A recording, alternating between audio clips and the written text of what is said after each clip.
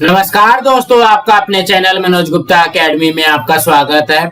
दोस्तों, आज हम लोग कक्षा 10वीं के गणित भाग 1 में प्रश्न संग्रह 5.2 का बेसिक पार्ट करने वाले हैं।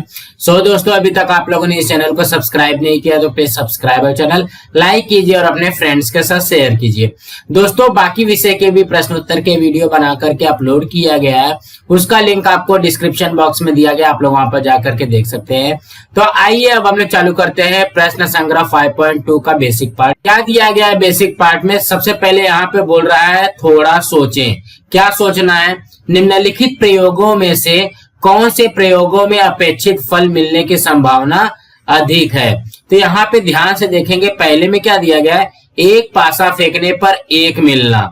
तो आप लोगों को पता है कि पासा में क्या क्या आ सकता है? 1 2 3 4 5 6 आ सकता है। तो 6 में से सिर्फ एक मिलना है, तो इसका मतलब ये क्या हो गया? इसकी संभावना क्या हो जाएगी?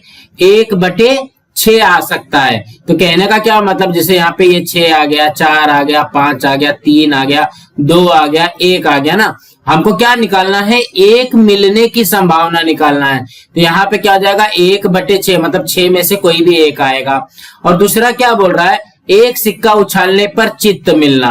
तो देखो कि जब भी हम लोग सिक्का उछालते हैं तो यहाँ पे क्या मिलेगा? या तो हेड मिलेगा, या तो टेल मिलेगा, या तो चिट मिलेगा, या तो पट मिलेगा ना। तो यहाँ पे चित्त मिलने की संभावना क्या हो जाएगी? देखो कि टोटल क्या मिल सकता है? 2 मिल सकता है ना। टोटल 2 मिलेगा, 2 में से कोई भी एक चाहिए, तो मतलब ये क्या हो जाएगा? 1/2 मिलने की चांसेस इसका यहाँ पे है। तो हम लोग क्या लिख सकते हैं? यहाँ पे क्या बोल रहा है कि कौन से अपेक्षित फल मिलने की संभावना अधिक है। यहाँ पे देखोगे पहले में क्या मिल रहा है? पहले में 1/6 मिल रहा है, और दूसरे में क्या मिल रहा है? 1/2। ये संभावना मिल रही है। तो यहाँ पे देखोगे इसमें बड़ा कौन सा है? बड़ा ये है, 1/2 बड़ा है। तो इसका मतलब क्या हो गया? एक सिक्का उछालने पर चित्त मिलने की संभावना सबसे अधिक है, यही आएगा। यहाँ पे क्या बोल रहा है? आओ जाने। हमको क्या जानना है? नमूना अवकाश क्या होता है, या सैंपल स्पेस क्या होता है, ये हमको यहाँ पे समझना है। तो हम लोगों ने 5.1 में देखा कि जो हमारा आउटकम होता है, जो फल होता है ना, वही हमारा क्या बन जाएगा? वो हमारा आ जाएगा नमूना अवकाश। तो यहाँ पे देखते हैं, यादृच्छिक प्रयोग में सभी संभाव्य फलों के समूह को नमूना अवकाश कहते हैं। मतलब जितने भी संभाव्य फल होंगे, जितना भी हमारा आउटकम आएगा, वो क्या हो जाएगा? नमूना अवकाश हो जाएगा। नमूना अवकाश को यस अक्षर से या ओमेगा अक्षर से, देखो कि वही यहाँ पे भी लिखा है नमूना अवकाश यस या ओमेगा। ये क्या है? यह ग्रीक अक्षर में होने के कारण इसका उच्चारण ओमेगा है। इसको हम लोग क्या बोलते हैं? ओमेगा बोलते हैं। इस चिन्ह को समूह के रूप में दर्शाया जाता है। नमूना अवकाश के प्रत्येक घटक को नमूना घटक कहते हैं। नमूना अवकाश यस में कुल घटकों की संख्या नंबर ऑफ यस से दर्शाई जाती है।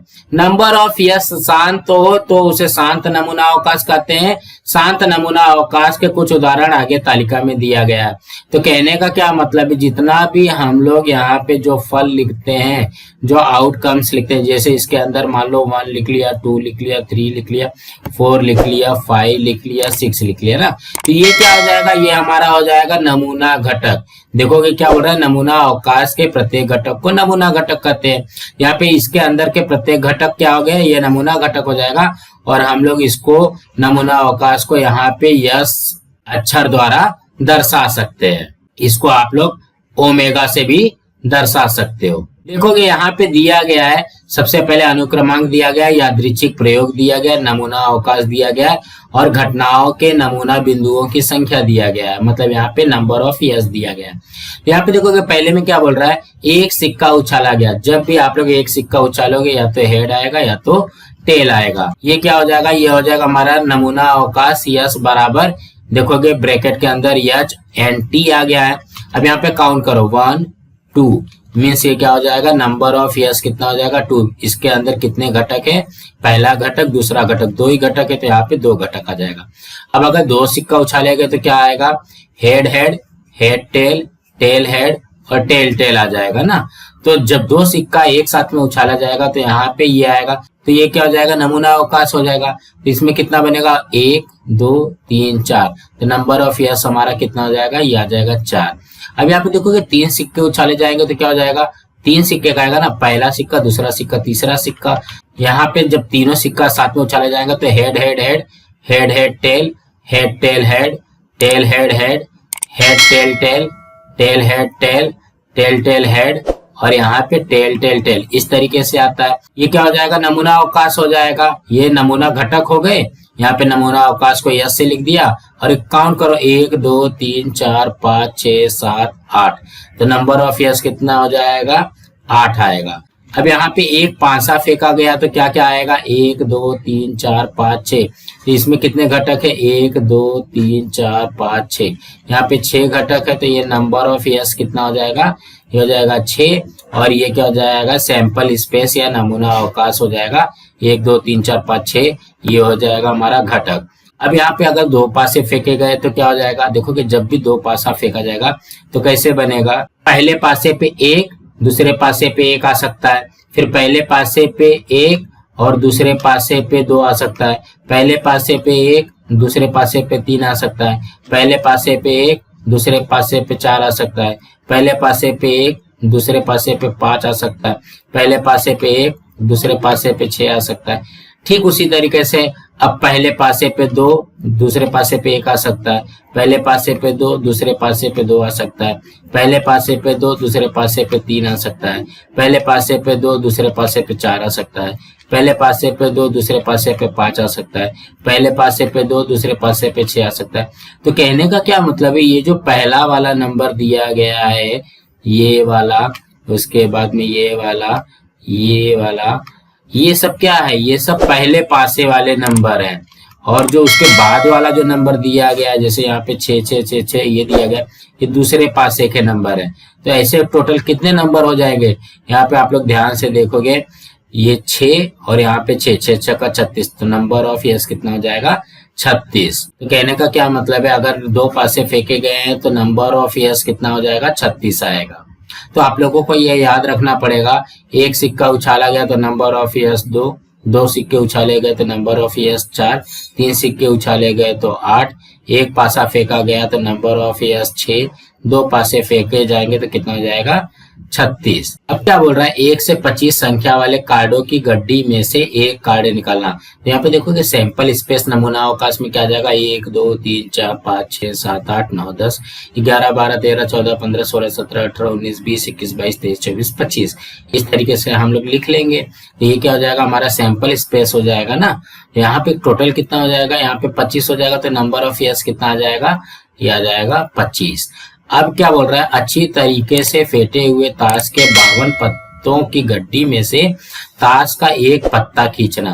तो देखोगे ईंट में, हुकुम में, पान में और चीड़ी में क्या क्या होता है, हम लोगों ने क्या क्या देखा था। हम लोगों ने देखा था राजा रानी गुलाम 10 9 8 7 6 5 4 3 2 और इक्का, ये सब में रहता है। देखोगे यहाँ पे भी दिया गया इक्का 2 3 4 5 6 7 8 9 10 गुलाम रानी राजा, इसमें भी वही दिया गया है इक्का से लेकर के राजा तक। अब यहाँ पे देखोगे पान में भी दिया गया इक्का से लेकर राजा तक।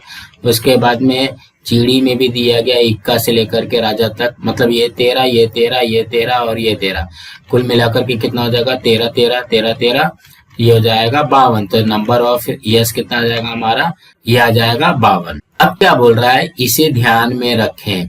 क्या ध्यान में रखना है, पहला, एक सिक्का 2 बार उछालना या 2 सिक्के एक ही बार उछालना, इन दोनों यादृच्छिक प्रयोग में नमूना अवकाश समान होता है। तो कहने का क्या मतलब है, एक सिक्का को चाहे आप 2 बार उछालो, चाहे तो 2 सिक्के को 1 बार उछालो, आपका उत्तर या आपका नमूना अवकाश वही आता है। यह 3 सिक्कों के संदर्भ में भी सही है। तो कहने का क्या मतलब है, एक सिक्का को आप 3 बार उछालोगे तो भी, और 3 सिक्के को 1 बार भी उछालोगे तो भी आप लोगों का नमूना अवकाश समान आने वाला है। अब दूसरे में क्या बोल रहा है, एक पासा 2 बार फेंकना या 2 पासे को 1 बार फेंकना, इन दोनों के लिए नमूना अवकाश समान होता है।